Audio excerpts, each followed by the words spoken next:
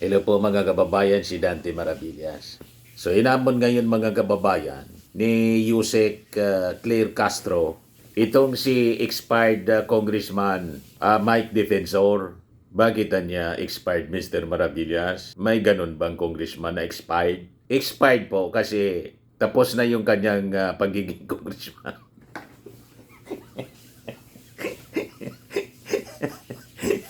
Di ba?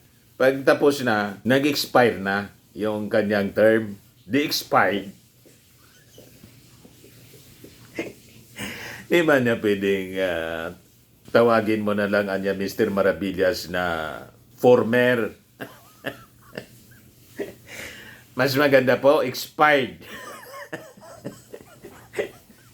Pati utak po, expired na. Kung ano-ano na lang ang pinagagawa, nagtanim witness. Pati logic niya, mga kababayan, pag-iisip, expired. Mabuti pa, tawagin na lang natin itong mga dating congressman na nasa kampo ng mga Duterte, expired. Expired congressman. So, si expired congressman Mike Defensor, hinamon ni Yossi Castro, patunayan mo niya na yung first impeachment, yung final po ng isang abogado at in-endorse ng isang incumbent congressman. Kaya lang, yung congressman na nag-endorse, sabit pala sa... Kaya pala nag-endorse, sabit sa flood control scam. Patunayan mo niya. Ayan sabi ni Yossi Castro, i-prove mo niya yung first impeachment case is a scam. O bodo lang. Kayo yung bodol.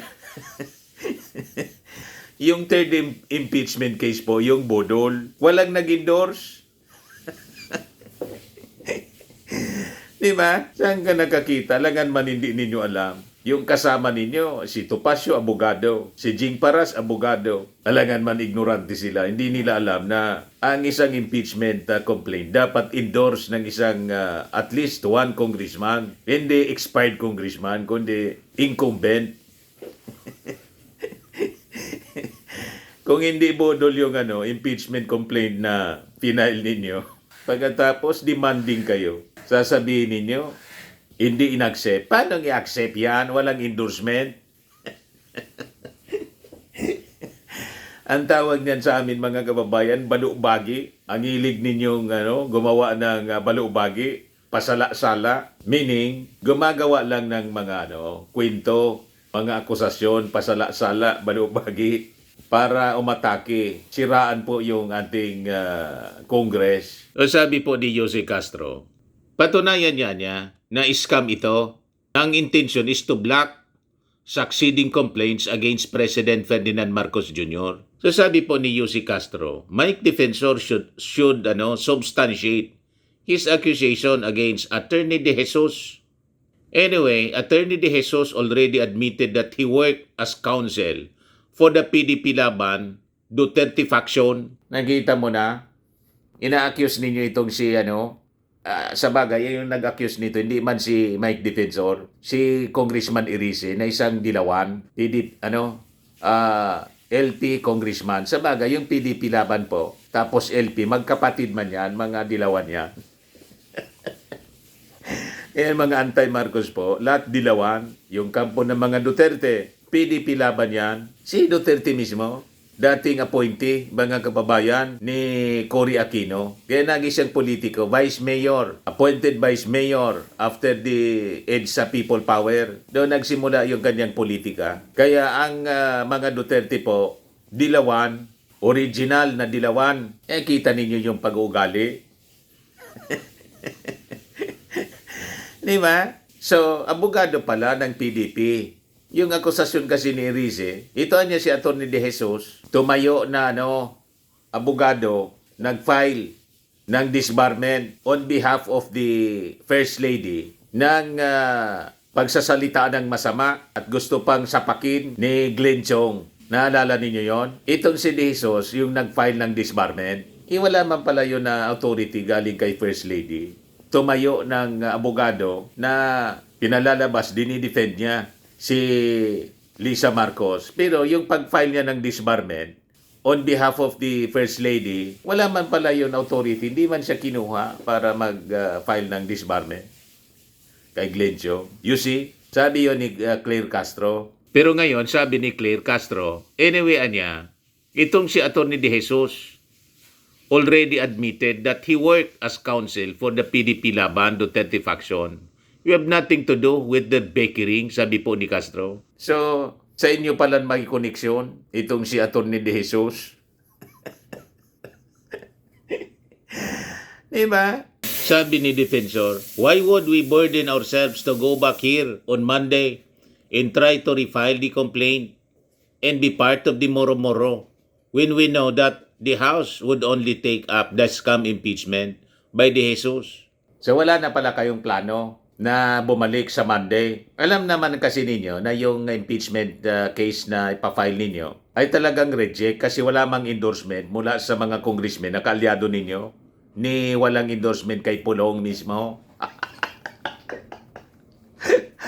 So, malamang ina-accuse ninyo yung ating Pangulo ng murumurong impeachment, tulad ng sinasabi ni Amy Marcos na drama series anya yan, pari-parehas ang script ninyo. Malamang yung impeachment, third impeachment na gusto ninyong i-file, yun ang totoong murumuro.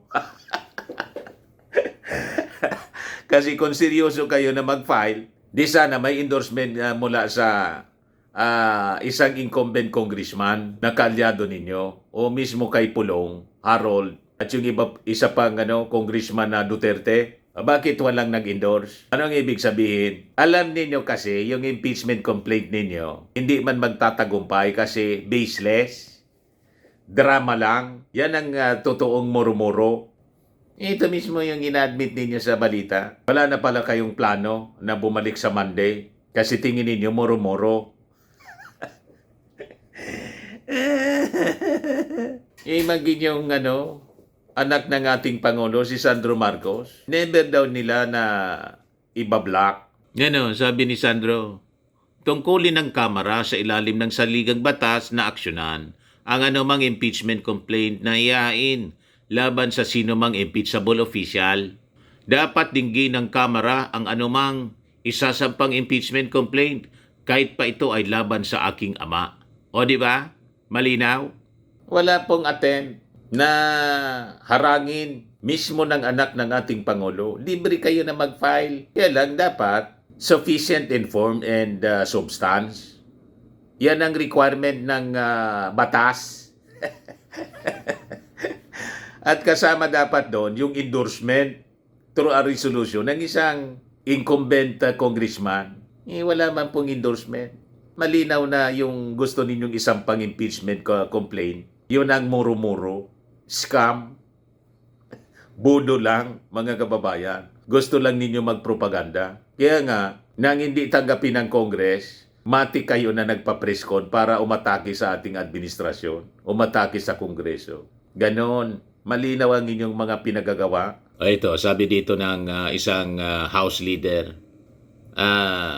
duda daw siya na yung ating Pangulong Bongbong, siya mismo yung nasa likod ng impeachment complaint. Yung sinasabing planted lang yung first impeachment complaint. Yung sabi po ni Congressman and House Assistant Majority Leader Sia Alonto Adjong, bakit man niya? Why will he besmirch his own name? Bakit niya babahiran niya ang kanyang sariling pangalan? Tama. Anong logic doon? Sabi ni Adjong, it would be illogical for the President to echo the attacks against his own name and reputation. These are those casting doubts on the validity of the complaint, saying it was just a proxy complaint. But if you ask me, why would the President risk his reputation? Sabi po ni Adjong. Tama. Bakit ba gagawin yun ng ating Pangulong Bongbong? Pa-filean niya yung sarili niya ng impeachment? Sisirain niya yung kanyang sarili? Parang yung pagpapaimbestiga niya, mga kababayan, sa flood control scandal, para magpaimbestiga siya. Pagkatapos, in the end, ang makukulong pala siya. Di ba? In the same way, bakit naman gagawin ng ating Pangulo, sirain yung kanyang pangalan sa pamamagitan ng kanyang reputasyon, sa pamamagitan ng pag-file ng impeachment sa kanyang sariling buhay? Talsikin niya yung sarili niya. Mga buang lang na tulad ninyo ang maniniwala sa kwento ninyo. Tama po? Puro kasi kayo mga buang. Nanonood ka mo sa amo nindo. Pari-parehas kayo buang. Sabi po ni Adjong, if you look at the allegations that he is a drug user, that he kidnapped former President Rodrigo Duterte, that he pocketed kickbacks, these are being used to attack the President. Why will he echo those? Yan ang aligasyon doon sa impeachment complaint, first impeachment complaint. Yung mga isyong yon, dati nang dinidikit sa ating Pangulo. Bakit siya pa mismo ang didikit noon? Kung siya ang nagpa-file, impeach me, ang pinapalabas nila. Di ba po? Lanao del Sur representative noted that lawyer Andre De Jesus, who filed the impeachment complaint, had already denied claims that he deliberately lodged a weak case to preempt stronger complaints against Marcos. Adjong added that Marcos continues to enjoy the backing of the supermajority in the House, making it improbable for him to undermine his own standing. Sabi ni Adjong, it is illogical for the President to damage his credibility and that of the Philippines in the international community. As President niya, he also represents the country internationally. So why would he do that and re-echo all these negative attacks against his personality? Filing a complaint is one thing, and substantiating it with evidence and getting the support of the House is another thing. Sabi po ni Congressman Adjong, tama, tayo lang kayo kung gusto niyo mag-file. Magkontento kayo sa pagpa-file. Kung makakuha kayo ng support ng 1/3, o di wow. Yan problema nga po. Mismong yung impeachment complaint na final ninyo, walang magsuporta mula mismo sa hanay ninyo. Walang nag-endorse na congressman, kahit si Pulong man lang. Paano magtatagumpay ang isang impeachment na defective po? Kulang-kulang. Pagkatapos magre-reklamo kayo hindi tinanggap. Mga loko talaga itong mga taong ito. Palibasa expired congressman. O ngayon, sa kakapasikat ni Mike Defensor, pinag-uusapan na tuloy ngayon yung kanyang kinasangkutan noon nung DNR secretary pa siya. Ito, nakalkal ng mga netizens, ex-DNR chief, Defensor Squari, blamed for floods. December 2. 2020 pa pala to, mga kababayan. Nagkalat ito ngayon sa social media. Tinulat ni Jarius Bondok. Former Environment Secretary Mike Defensor might wish to react. Mainstream in social media are blaming his hillside quarry for last month's destructive floods in East Metro Manila in suburbs. Defensor's quarry is in Marikina Watershed, Rodriguez Rizal, Majestic Earth Core. Ventures Incorporated is the largest of 16 quarries there. Conversation zones. Watersheds are off limits to woodcutters, miners, and dwellers.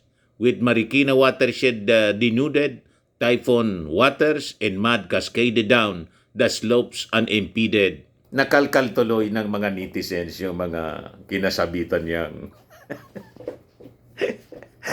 yan sinasabi natin, day ngani magparairo, nganing day maramog kiodo.